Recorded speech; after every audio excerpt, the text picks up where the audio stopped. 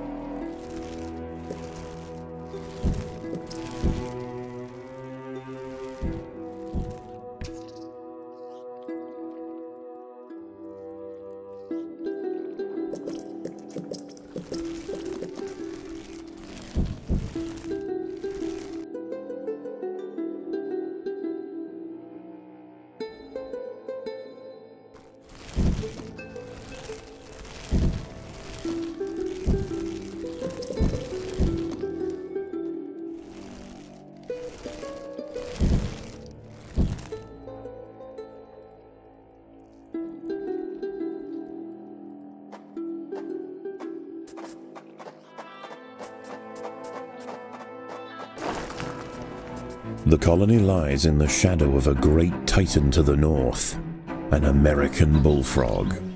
This large female has found the perfect spot to feed. Sheltered by foliage and in the path of many wandering insects and smaller amphibians, she has no reason to move on. Eventually she will need to be displaced, but for now, the fire ants have more pressing business to attend to.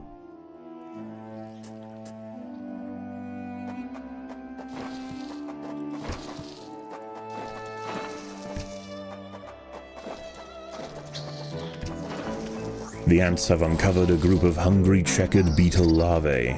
The soft grubs may look defenseless, but they have big jaws and appetites to match.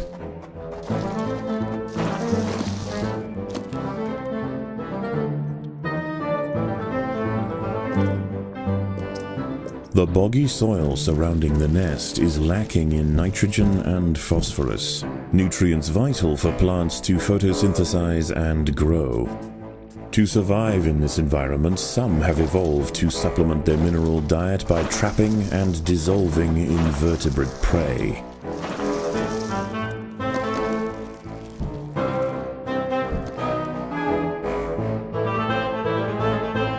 The ponds surrounding the nest are perfect hunting grounds for fishing spiders. They have keen eyesight and can skip across the water to quickly chase down unsuspecting prey wandering too close to the edge.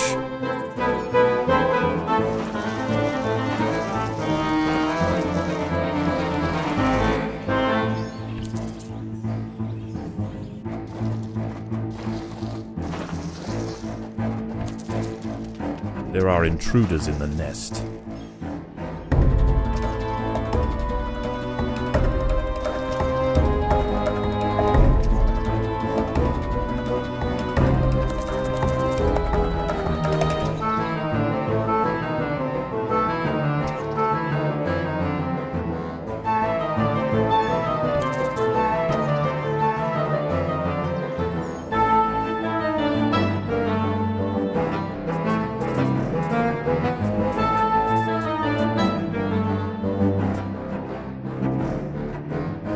A small colony of Phaedulae maurici big-headed ants have established themselves on a hill to the west. Scavenging for seeds, aphids, and dead insects, they are unlikely to pose a threat to the Invicta colony, if left undisturbed. Many of the milkweed plants growing nearby are infested with aphids. Their honeydew excretions present an ideal, energy-rich food source for the fire ants. Aphids far from the nest are vulnerable, however, and are sometimes relocated closer to home where they can be better protected from predators and thieves.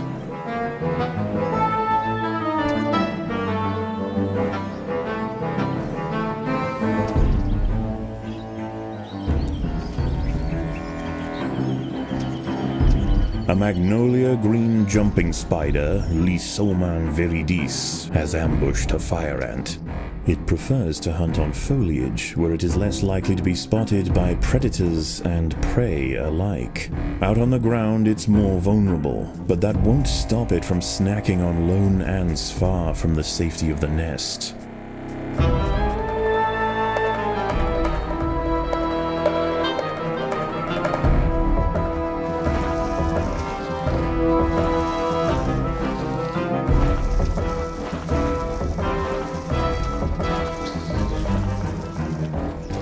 Predators are loose in the nest. The larvae must be protected.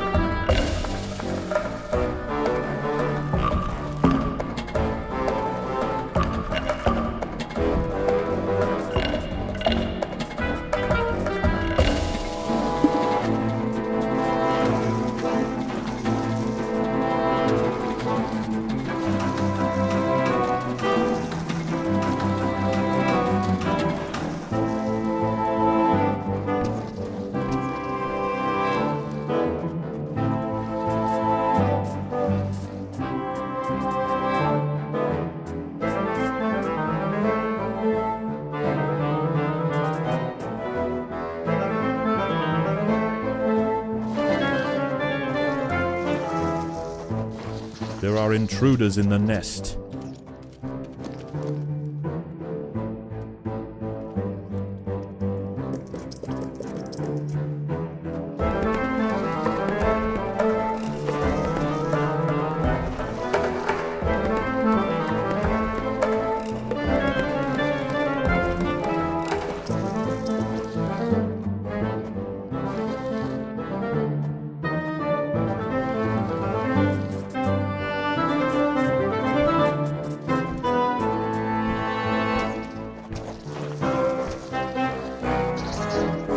Predators are loose in the nest. The larvae must be protected.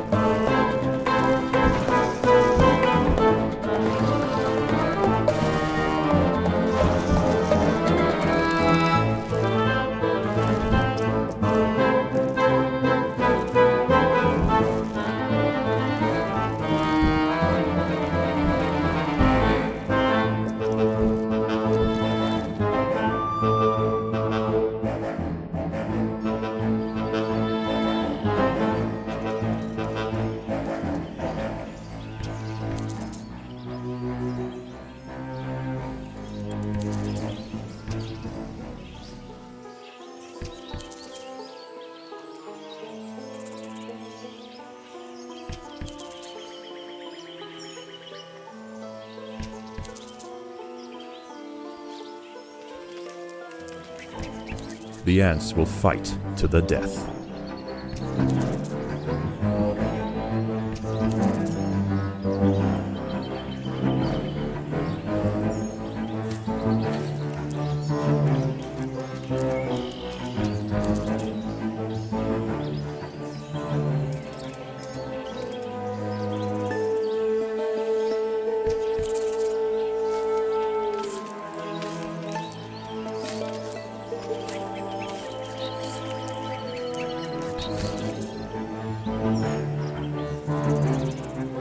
A six-spotted tiger beetle, Cicindela sexcutata, is on the move near the nest. Its metallic green elytra make it unmistakable, and like its other tiger beetle cousins, long legs give it the speed to chase down small arthropods with ease.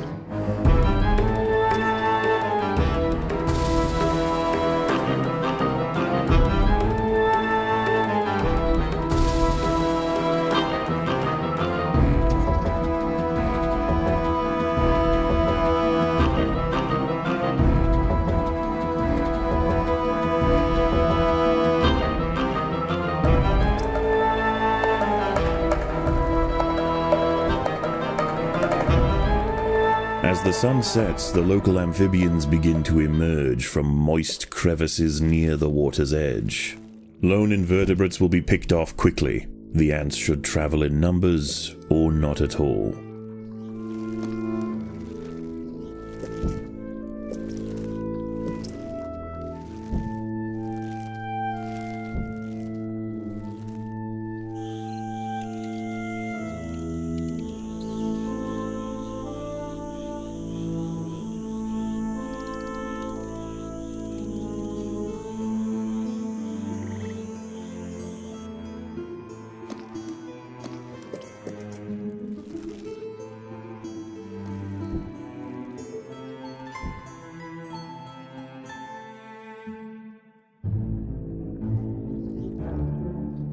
A bombardier beetle, Brachinus alternans, is hunting for insects outside the nest. It may seem unwise for it to wander so freely amongst the large amphibians that share the swamp at night, but they would do well to leave it alone. This beetle is a master of chemical warfare. The ants have clashed with a bombardier beetle. Feeling threatened, the beetle mixes a cocktail of chemicals that react together, boil, and explode from a valve at the base of its abdomen.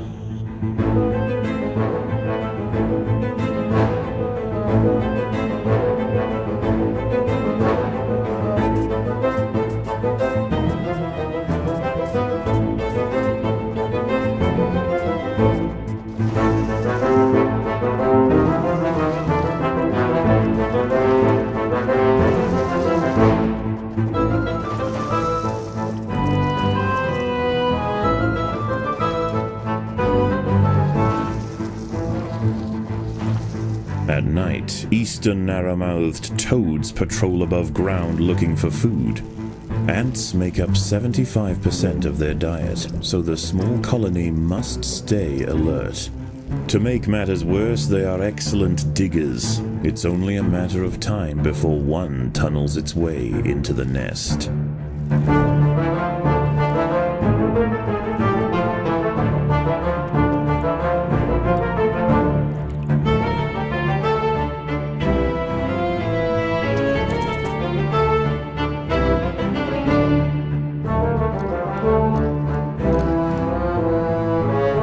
The ants must fight.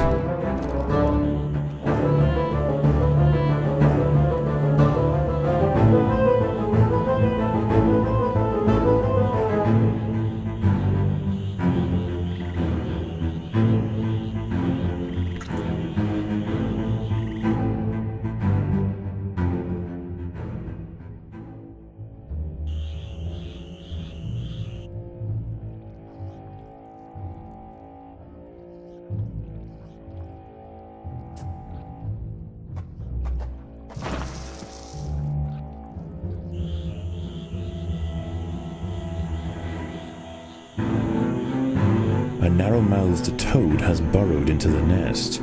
It may be small for a toad, but its appetite for ants is insatiable. Secretions from its skin burn any that manage to escape its projectile tongue.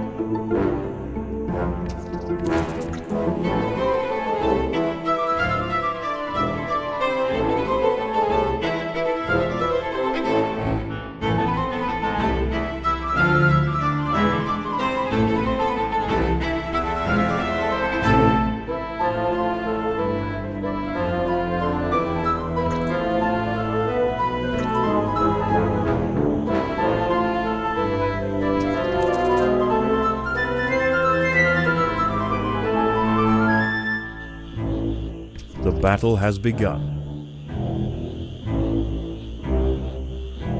A curious ant has ventured onto a Venus flytrap in search of nectar. If it brushes against the hairs on the open, red-tinged leaves, they will snap shut, encasing the ant in an ever-tightening cell. There is no escape. The prisoner will be slowly digested until nothing more than a husk remains.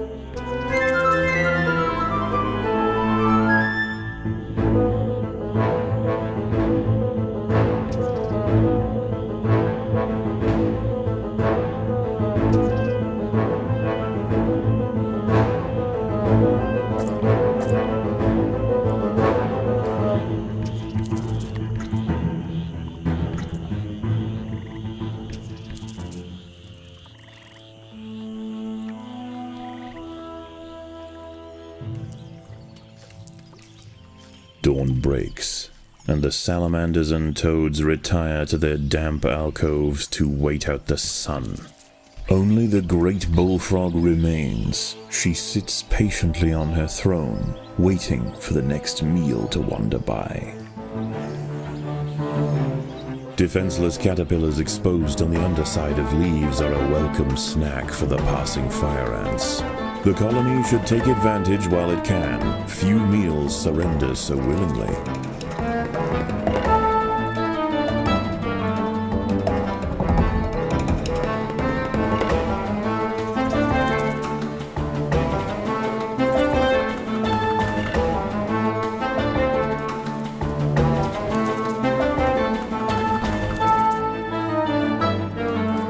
The battle has begun.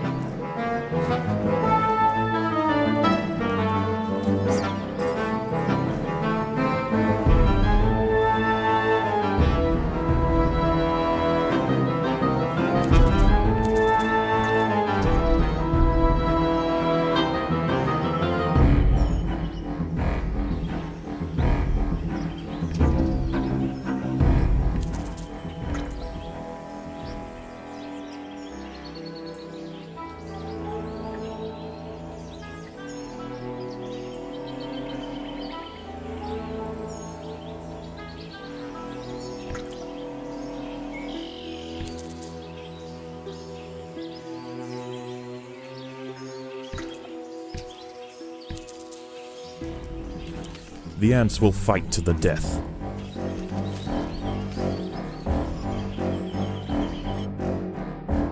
The fire ants have mounted their first attack upon the great American bullfrog, Litabates scatesbianus. The brave frontline soldiers are quickly crushed and eaten. They must surround and swarm the enormous creature to stand any chance of defeating it.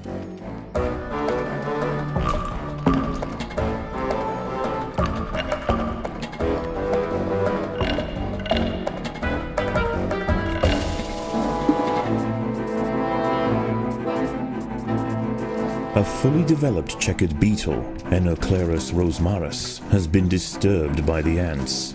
It has the same ravenous appetite and slicing jaws as its juvenile counterpart, but now paired with thick armor plates, it represents a far greater danger to the colony.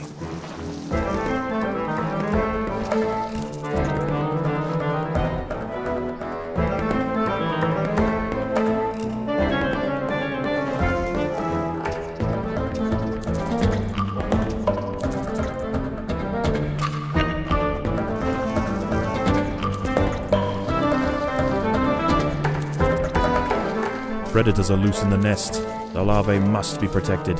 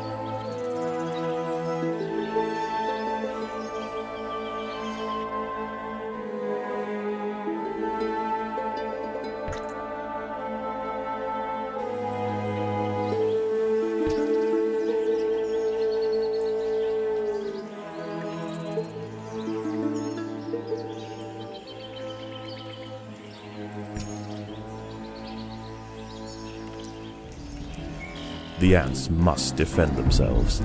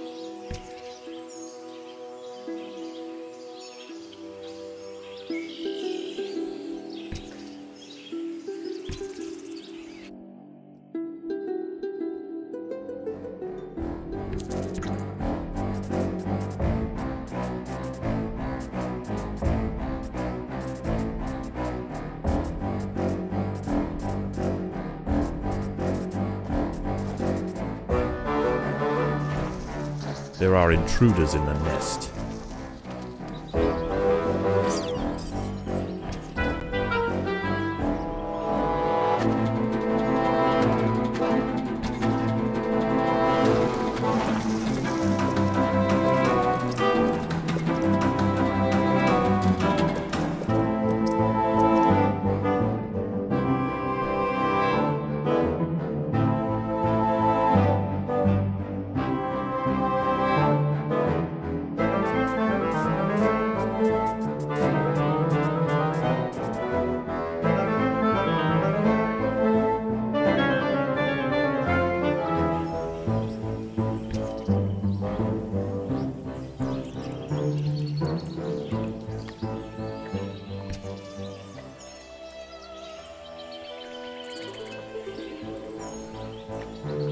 Even in small numbers, the fire ants are menacing, but in large numbers, they are virtually unstoppable.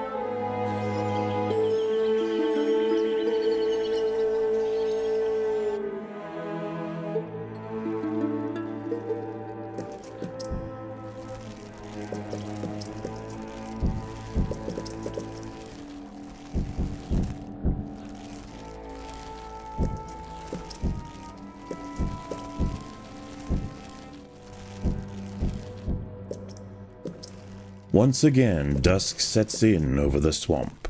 Soon, the sandy undergrowth will be teeming with salamanders, toads, and nocturnal beetles.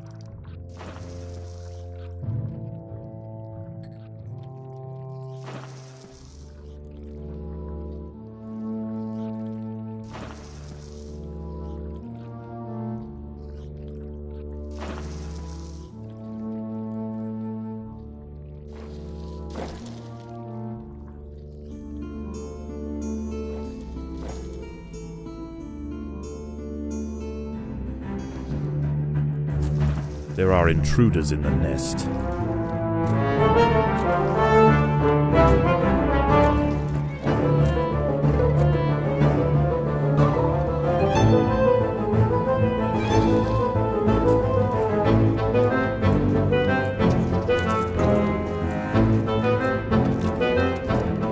The ants must defend themselves. The colony is starving.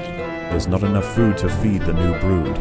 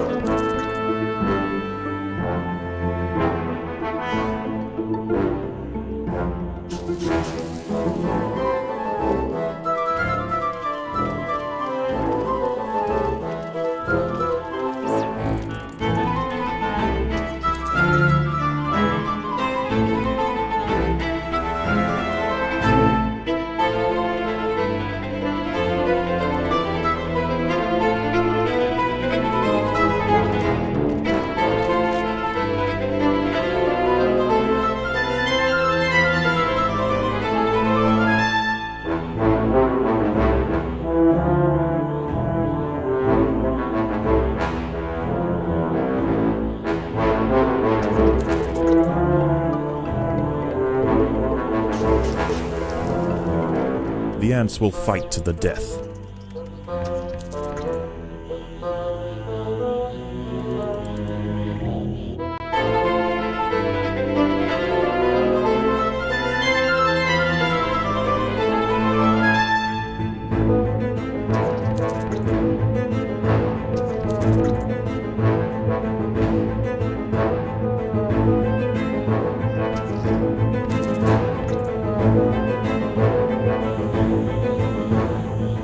Once again, the fire ants advance upon the great bullfrog.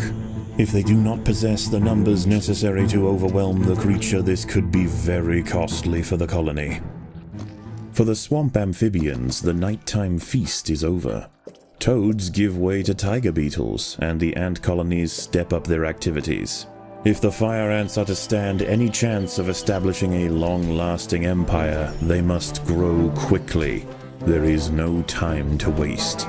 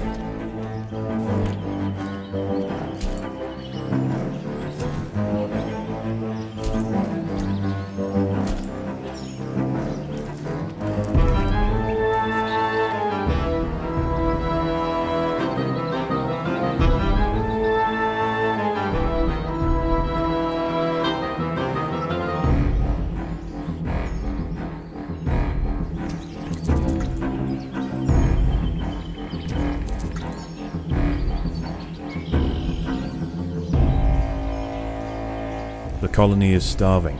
There is not enough food to feed the new brood.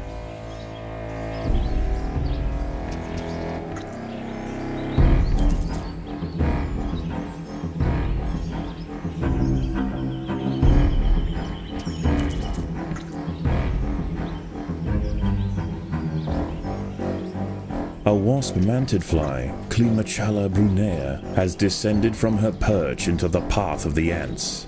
Unrelated to true mantids, her spiked raptorial forelegs are a perfect example of convergent evolution.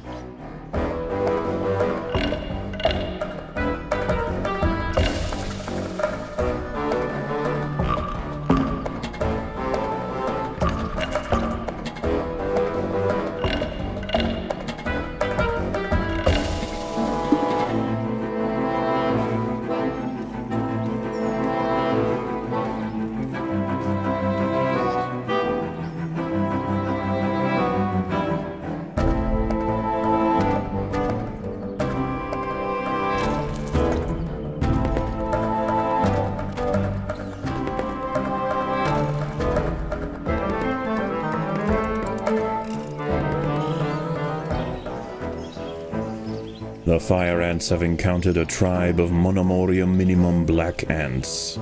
These tiny little ants may seem feeble, but the Invicta colony would do well to treat them with caution. Although primarily scavengers, they are armed with powerful chemical secretions and have been known on occasion to invade fire ant nests.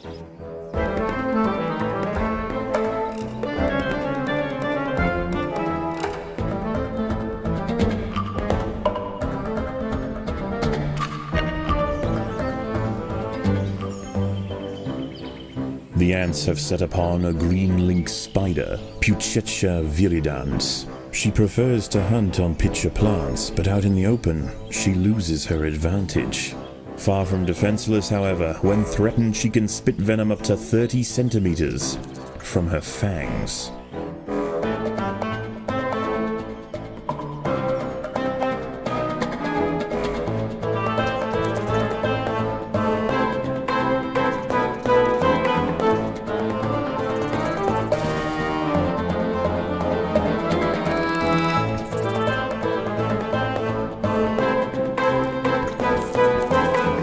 The ants must defend themselves.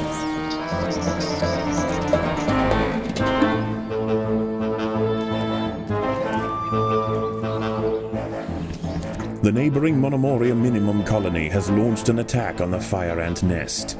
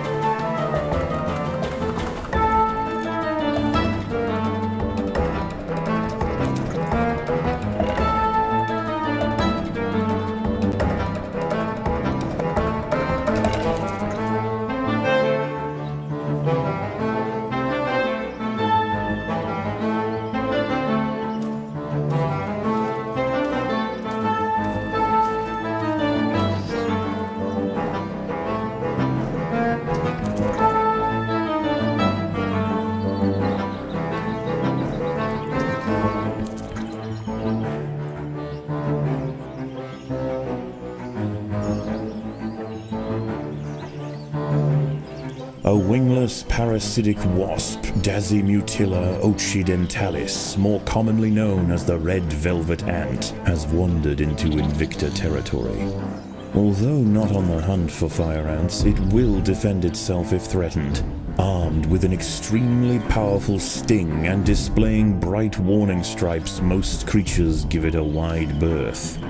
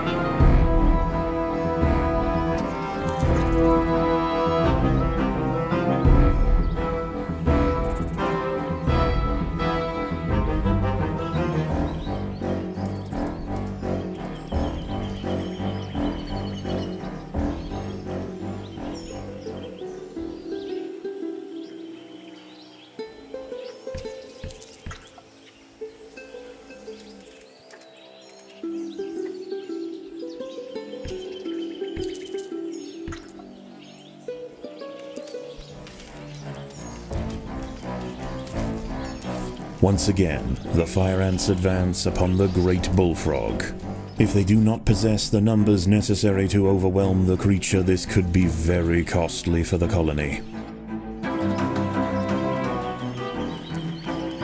Again and again, soldiers clamp onto the bullfrog's leathery skin and inject their Solenopsis venom, but the beast shows no signs of wavering.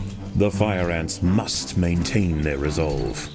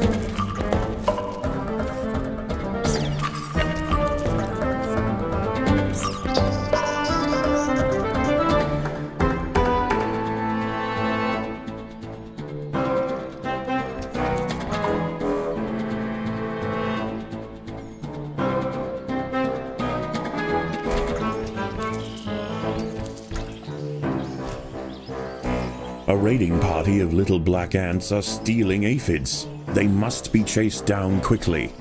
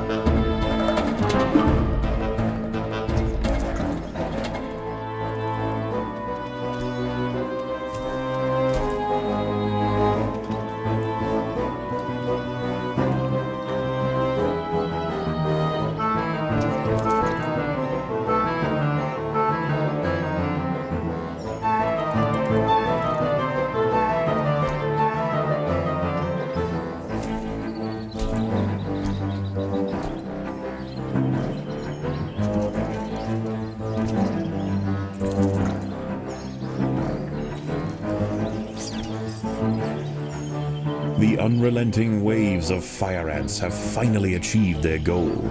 The bullfrog, sore with blisters, has hopped away. It's likely to give the Invicta colony a wide berth from now on. Unbeknownst to the ants, the presence of the bullfrog was keeping many other local amphibians at bay. The power vacuum it left behind is attracting a host of salamanders and frogs eager to take its place. The ants should go to ground quickly and prepare for the imminent chaos.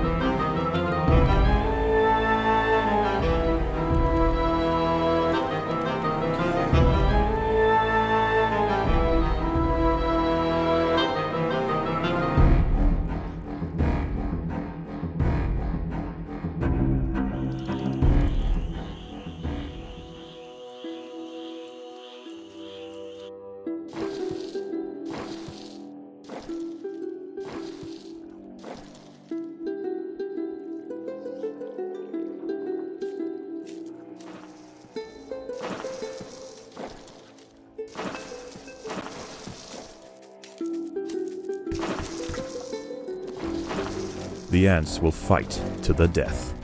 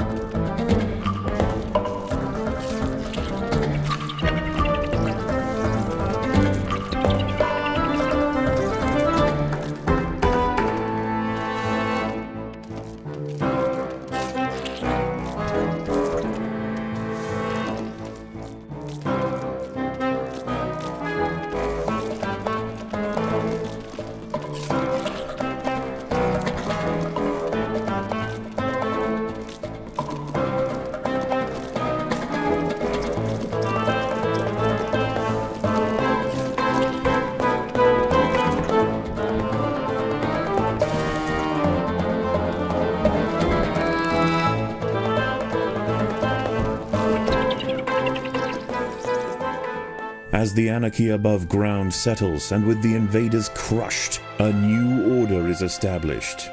This is now the domain of the fire ant.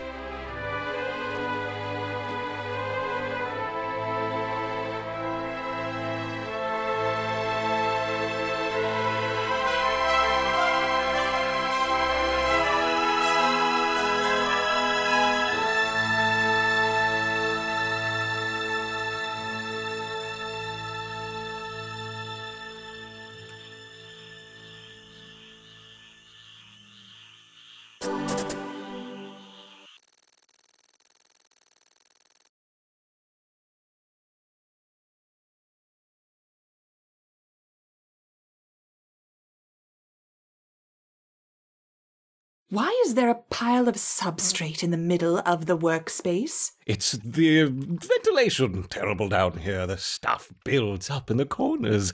I'd put in a complaint. If you're up to something, I will find out. Oh, up to something? All I do is try to make the place a little bit tidier. I clean the desks and suddenly I'm up to something. Oh, that's very nice, very rich. Up to something. I'm not up to anything. My raptors, on the other hand.